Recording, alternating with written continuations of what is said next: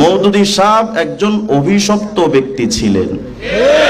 যে অভিশপ্ত ব্যক্তি হওয়ার কারণে মওদুদী জামাতের কেউ দেখবেন আবুল আল্লাহ নাম রাখে না, আবু জাহেলের নাম কেউ রাখে না, ফেরাউনের নাম রাখে না, আবুল আল্লাহ মওদুদী এটা নাম কেউ রাখে না।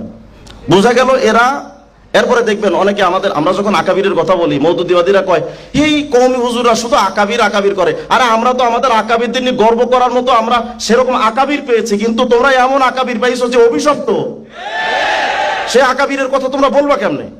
এটা তো আমরা গর্ব করে বলতে পারি যে হুসাইন আহমদ মাদানী রহমতুল্লাহ আলাইহি আমাদের আকাবির ছিলেন, মাহমুদ হাসান দেওবন্দি রহমতুল্লাহ আলাইহি, হাকিমুল উম্মত মুজাদ্দিদ বিন শাহসানি থানভী রহমতুল্লাহ আলাইহি, কারি ইব্রাহিম সাহেব রহমতুল্লাহ, আমাদের বাংলাদেশের মানুষ, তাদেরকে আমরা বুক ফুলিয়ে তাদের কথা বলতে পারি, কারণ আলহামদুলিল্লাহ তাদের ব্যাপারে সমালোচনা করার মতো কোনো বিষয় মওদুদীবাদীরা পায় না। কিন্তু তোমাদের মওদুদীর সমালোচনা এত, এটা বলতে গেলে আমাদের বক্তারা সময় পায় না, মানে এত বিষয় এটা বলে শেষ করা যায় না।